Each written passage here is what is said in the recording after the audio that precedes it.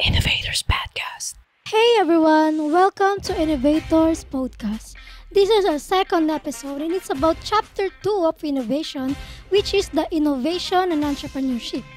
I'm Macy together with my groupmate. And I'm Sheng. I'm Irish. And I'm Kay. And we're your hosts for today. Ayon, welcome sa aming listeners dyan. Pag-uusapan natin for today's episode kung bakit nga ba umuusbong at pumapalpak ang mga bansa pagdating sa innovation. Pero syempre, we will run down kung ano-ano nga ba mga factors nito. Irish, simulan mo na. So, let's start with the classic idea from economist Joseph Schumpeter. Sabi niya, innovation ang nagpapagalaw sa capitalism. Tinawag niya itong perennial gale of creative destruction. Ano naman ito? So, basically, new business replace old ones. Gaya ng ginawa ng Netflix sa Blockbuster o ride-sharing app like Grab sa taxi industry. Exactly. Pero hindi lang lahat ng bansa tinatanggap or hinahayaan yung mga ganitong changes. So, bakit nga ba may mga bansang leading sa innovation while others lag behind? So, let's proceed naman to the topic 2. What makes a country good at innovation? Ano siyang? Okay, let's break it down. Para maging innovative ang isang bansa, kailangan meron kang ilang key factors. Ano nga ba iyon? Una, strong institutions. Ibig sabihin, stable na government, malinaw na business laws at policies na hindi hadlang sa risk-taking. Kung sobrang gulong magtayo ng negosyo o kung laganap ang korupsyon, maraming entrepreneurs ang hindi magtatangkang mag-take ng risk. Pangalawa, you need money. Kailangan may puhunan like venture capital, government funding, o investors na willing mag-take ng risk. Pangatlo, you need a culture that support innovation or yung mga taong open sa bagong ideas, handang gumamit ng technology at may long-term mindset. Yung ang Japan, ang perfect example nito. After World War II, hindi sila masyado nag-imbento ng bago. Pero inaral nila yung mga existing technologies at pinaganda. Tignan mo ngayon, meron tayong Toyota at Sony. Oo, pero ang tawag dyan, imitate first, innovate later strategy. Ginamit nila yung natutunan nila tapos sila na mismo ang naging leader sa innovation. Diba, Sheng? Tama. So, tapos na tayo sa leaders of innovation. Pag-usapan naman natin kung bakit may mga bansa na nahihirapan pa rin pagdating sa innovation. Pero hindi lahat ng bansa ay ganito ka-proactive sa innovation. Diba? So, tapos na tayo sa leaders of innovation. Pag-usapan naman natin kung bakit may mga bansa na nahihirapan pa rin pagdating sa innovation. I agree kasi minsan, mas focus sila sa short-term profits kaysa sa long-term growth. Diba? Tama. Ang example nito ang Turkey. Maganda ang lokasyon nila para sa trade. Pero karamihan ng businesses doon ay focus lang sa quick money imbes na mag-invest sa bagong industriya. At ang problema dyan, ang innovation, ay nangangailangan ng oras. Tignan mo ang Tesla, ilang taon silang nilugi bago nilang naging successful. Kung ang mindset nila ay short-term profit, wala tayong Tesla ngayon. At dito pumapasok yung papel ng gobyerno. May mga bansang nag-i-invest sa innovation gaya ng South Korea. Tingnan mo, may Samsung at Hyundai sila ngayon. Tama. May tanong ako, ano ba ang tunay na kahulugan ng pagiging entrepreneur ngayon? Abay? So, sabi ni Schumpeter, ang entrepreneurship ay tungkol sa paggawa ng bago, hindi lang basta pagbebenta para kumita. Pero ngayon, may iba't ibang uri ng entrepreneurs, may resellers ng sneakers at ticket. Scalpers na tinatawag ang sarili nilang entrepreneurs. Meron ding AI developers o scientists na gumagawa ng bagong teknolohiya. Kaya yung challenge dito ay suportahan ng mga entrepreneurs na gumagawa ng long-term impact at hindi lang yung mga naghahanap ng mabilisang kita.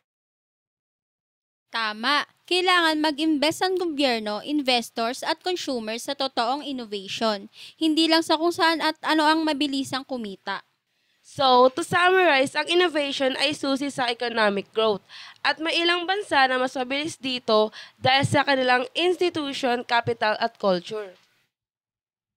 At nakita naman natin ang real-world examples gaya ng Israel water innovation at yung pag-usbong ng technology sa Japan. So, kanina, pinag-usapan natin kung paano nagpapalakas ng economy yung innovation. Pero ngayon, mas lalaliman natin yung discussion. Ano nga ba ang papel ng gobyerno sa pagpapalaganap ng innovation? Kasi kadalasan iniisip natin na private companies at entrepreneurs ang pangunahin nagdadala ng innovation. Pero in reality, malaki rin ang role ng gobyerno sa pagbuo ng mga bagong technology. Tama. Sabi nga ni Mariana Mazzucato, maraming major breakthroughs, gaya ng internet, GPS at voice assistance ay hindi posibleng mangyari kung walang government funding. At hindi lang ito tungkol sa pera. Malaki rin ang epekto ng gobyerno sa innovation sa pamamagitan ng policies, regulations, edukasyon, infrastruktura at pagiging customer mismo ng bagong teknolohiya. Ito, may tanong ako. Bakit umaasa ang mga kumpanya sa gobyerno pagdating sa innovation? Isa sa mga dahilan ay dahil ang kaalaman ng isang public good, halimbawa, maraming research sa universities at government-funded labs ang ginagamit ng private companies para gawin itong produkto. Exactly. Tignan mo na lang ang mga Apple, maraming tech at sa iPhone nilagay ng touchscreen, GPS at Siri. Galang ito sa government research. At huwag nating kalimutan ang risk. Mahal at delikado ang mag-develop ng bagong teknolohiya.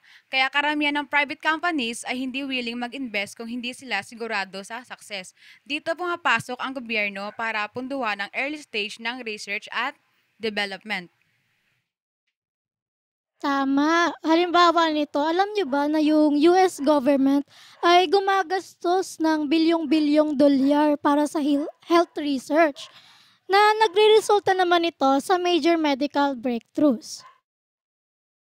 So, para mas maintindihan naman natin ito, pag-usapan natin ang figure 2.1 na nagpapakita kung paano nagtutulungan ng iba't ibang sektor pagdating sa innovation. So, sa gitna ng diagram, nandyan ang innovative firm. Ito yung mga kampanyang lumilikha ng bagong produkto, serbisyo o proseso. Sa paligid nila may mga factors na pwedeng makatulong o humadlang sa innovation. Unang-una dito ang factor condition gaya ng talento, investment at raw materials. Ang gobyerno ay may papel dito sa pamamagitan ng funding sa edukasyon at research at development. Isa pa, yung customers na nagdidikta naman ng demand sa innovation. Malaki yung papel ng gobyerno rito sa pamamagitan ng regulations. Halimbawa, sa UK, ito yung kung paano nila hinihikayat yung mga tao na mag-switch sa digital TV. 'Di ba? Exactly. At pati suppliers at supporting industry ay mahalaga. Isipin mo kung paano ang investment ng gobyerno sa 5G networks ay nakakatulong sa tech companies. At panghuli, ang institutional settings. Kasama rito ang batas, policies, at economic stability. Mas maraming kumpanya nag-i-invest sa innovation kung may malino na intellectual property protection at maayos ang economic environment. So, kaya hindi lang bystander ang gobyerno. Sila mismo ang lumilikha ng environment kung saan pwedeng lumago ang innovation. So kung titignan natin lahat ng ito, paano nga ba ginagawang madali ng gobyerno yung innovation? Unang-una, sa pamamagitan ng funding sa research at development. Alam nyo bang mahigit o 100 bilyon ang ginagastos ng US taon-taon sa research para sa defense, health at space? Tama. At isa pa, ang pagpapanatili ng stable economic condition kapag mababa ang inflation of interest rates, mas madali para sa mga kumpanya na mag-take ng risk at mag-invest sa innovation. Huwag din nating kalimutan ang infrastructure, like maayos na kalsada, kuryente, at internet ay sobrang mahalaga para sa pagdevelop ng bagong teknolohiya. Tama. At isa pa dito yung cooperation.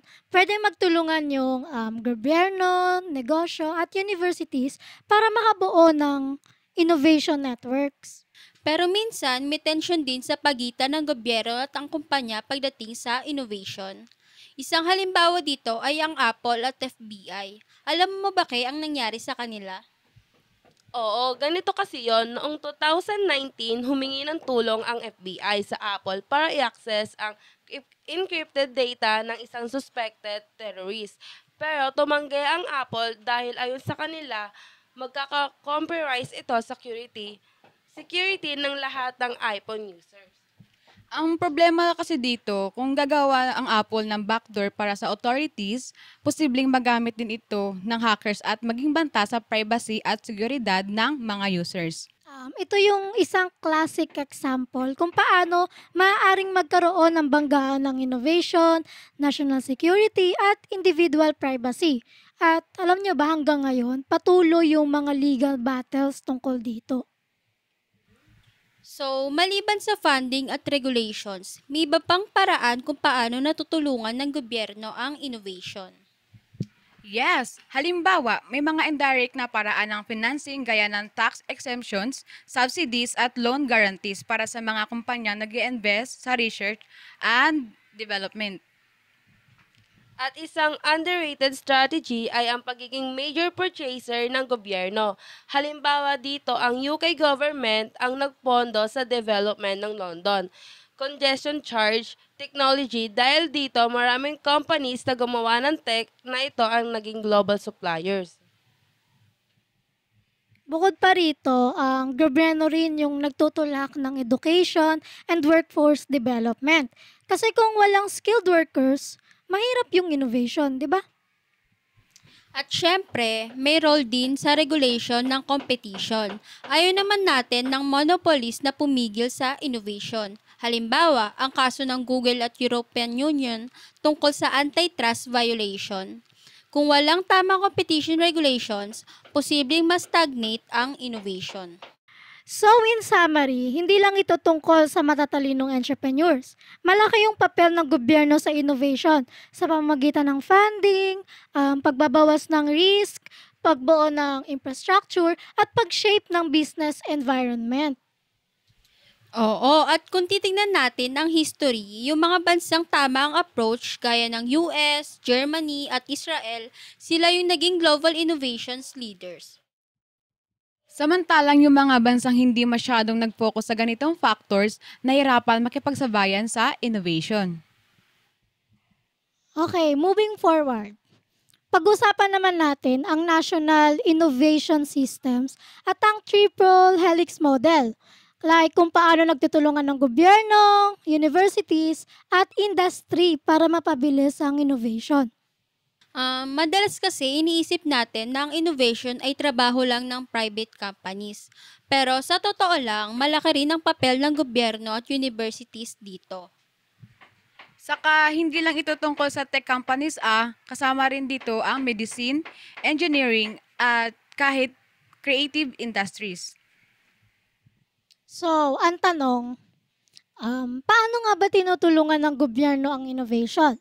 Isa sa key strategies nila ay ang pagpapalakas ng scientific capacity ng isang bansa.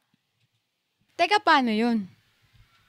Ibig sabihin, gusto ng bawat bansa na maging world leader sa science at technology para maka-attract ng investments at research and development. Oo. Pero alam nyo ba sa nakaraang dekada, maraming kumpanya ang nag-offshore ng research and development. Ibig sabihin, lumilipat sila sa ibang bansa para sa mga murang labor at bagong knowledge. Tama. At ayon kay Thomson, noong 2013, minsan ang mga kumpanyang ito ay lumilipat sa hindi gaanong advanced na bansa para makuha ang niche skills na wala sa kanila. Ay oo, parang yung ginagawa ng tech company sa India at China, 'di ba? Marami silang skilled engineers kaya doon nagtatayo ng research and development centers yung mga western companies. Exactly. Pero syempre, hindi lang talent ang dahilan. Mas mababa rin ang costing operations doon. Paano kung may economic crisis? May epekto ba ito sa innovation? Oo naman, kapag may financial crisis kasi mas madalas magtitipid ang mga kumpanya at kadalasan unang tinatanggal ang budget sa innovation. Kasi nga long-term investment ito. Gaya nung nangyayari sa financial crisis noong 2008, maraming European companies ang nagbawas ng innovation spending. Pero syempre, interesting na hindi lahat ng kumpanya ay nagbawas ng innovation investment ha. Toyota at Volkswagen, for example, tuloy-tuloy pa rin sa pagdevelop ng bagong tech. Oo nga. At minsan, may mga small startups na imbis na sumabay sa tipid mode, mas lalong pang nag invest sa innovation para maiba sa competitors. Risky pero strategic move yon. Kasi after the crisis, sila yung handa na agad sa bagong market opportunities. Okay, ngayon, pag-usapan natin ng US versus Japan pagdating sa innovation strategies. Ikaw, Sheng, ano ba yung pinagkaiba nila? Sa US kasi, mas free market ang approach, meaning minimal ang government intervention. Ang idea nila, hayaan ng market forces na mag-drive ng innovation. Oo, kaya nga maraming breakthrough tech ang galing sa US. Halimbawa, ang internet na originally military project ng gobyerno nila, pero eventually naging commercial tech. On the other hand, ang Japan ay mas interventionist, ibig sabihin, mas malakas ang support ng gobyerno sa industries through subsidies at partnerships.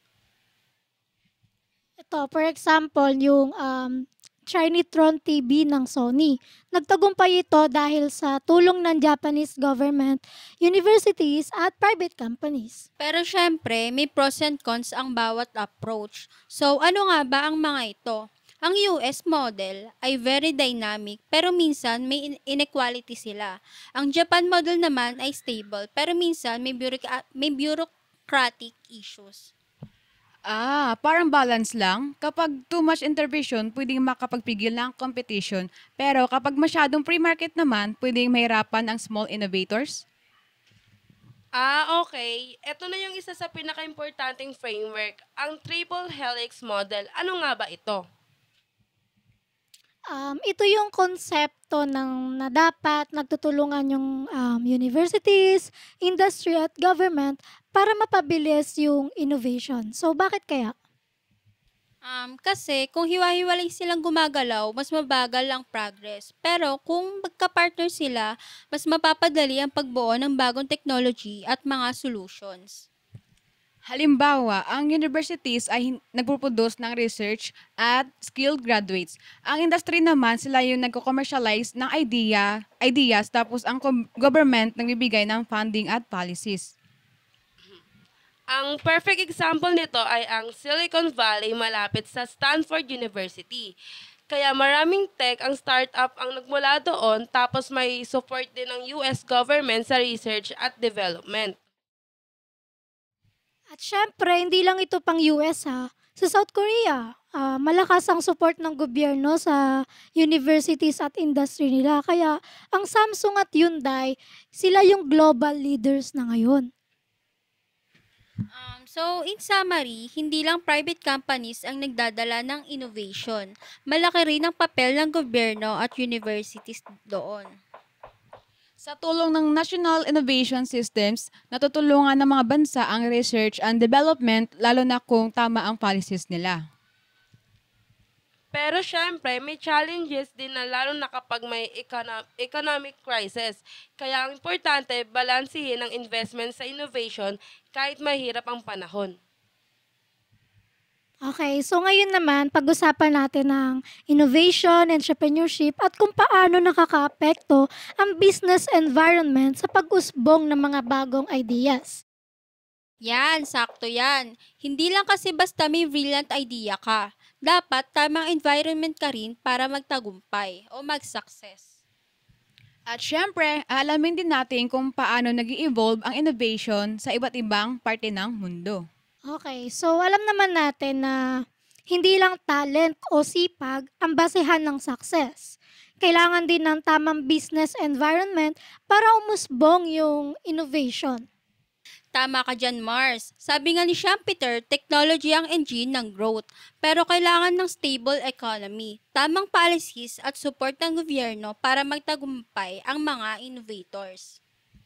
So, kung hindi maganda ang business environment, baka for short-term profit lang ang habulin ng mga kumpanya, imbes na long-term investment sa innovation. At minsan, ang regulatory frameworks at market competition ay nakakapekto sa business strategies.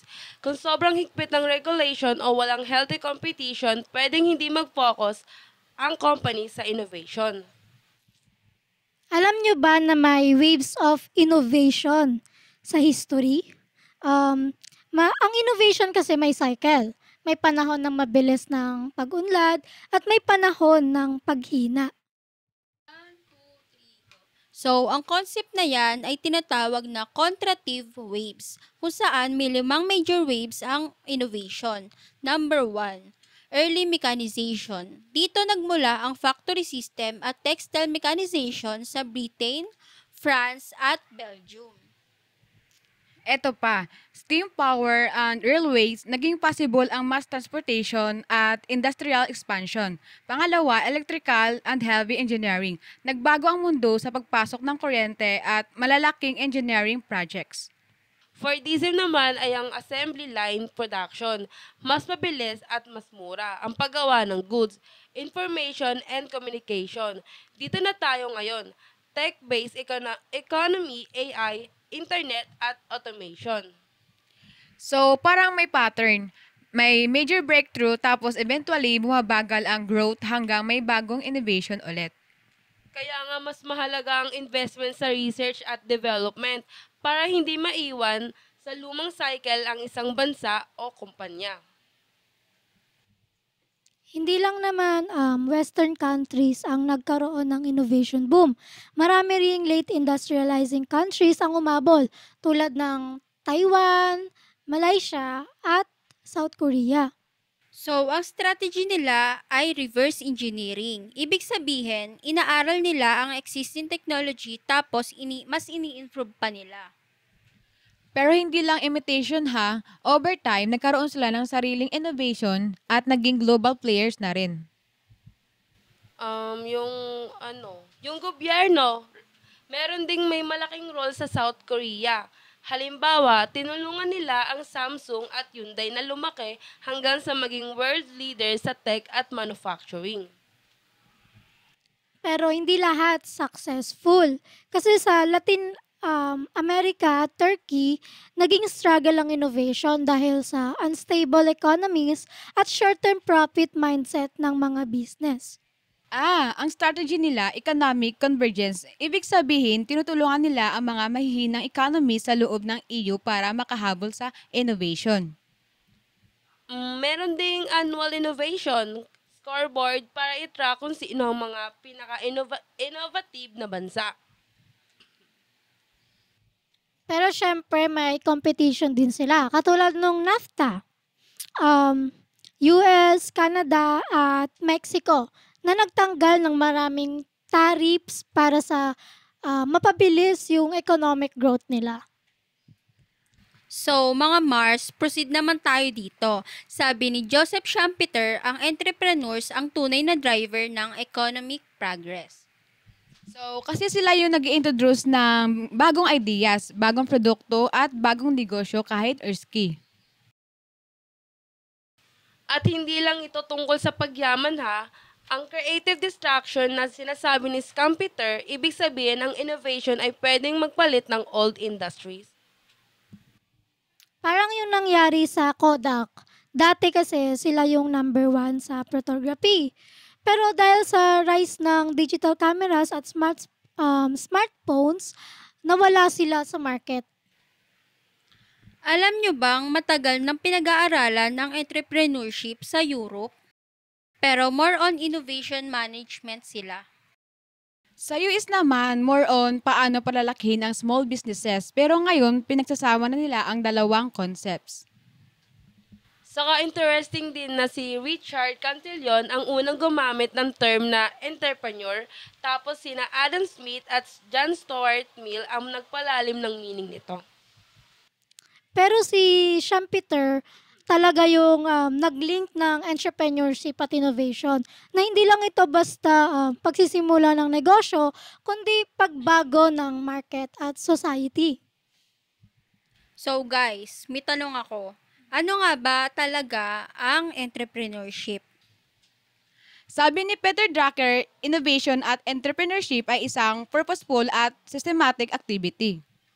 So, ibig sabihin, hindi lang ito basta pagsugal sa negosyo, kundi isang structure process sa paghahanap ng opportunity at paggamit ng resources.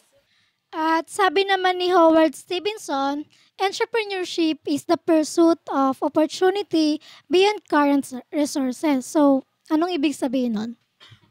Ang ibig sabihin nun, kaya hindi lang ito tungkol sa pera, kundi sa pagtuklas ng bagong possibilities sa market. Alam nyo ba yung technological entrepreneurship? Dito, iba-iba ang factors, hindi lang ang entrepreneur, kundi pati ang environment, industry at policies.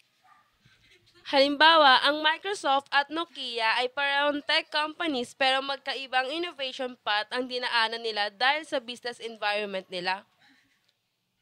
At kahit yung university spin-outs, hindi lahat nagiging successful kasi sa US, yung average ng university spin-outs noong 2012 ay 3 lang bawat university.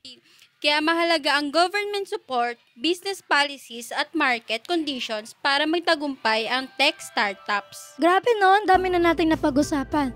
From innovation cycles to entrepreneurship and business environments. Lahat ng ito may impact sa economy. Oo nga, to recall everything, nalaman natin na mahalaga ang innovation para sa economic growth. At pati na rin yung role ng government sa innovation. Mahalaga rin talaga sila lalo na sa for funding. And that concludes Chapter 2. We hope you learned something from us. Thank you guys. So thank you sa pakikinig sa aming pag-uusap about sa chapter na to. Until next episode ulit, wherein ito na ang last chapter para sa aming group kung saan ang chapter 3 host naman ang mag-uusap. Thank you ulit and see you next episode.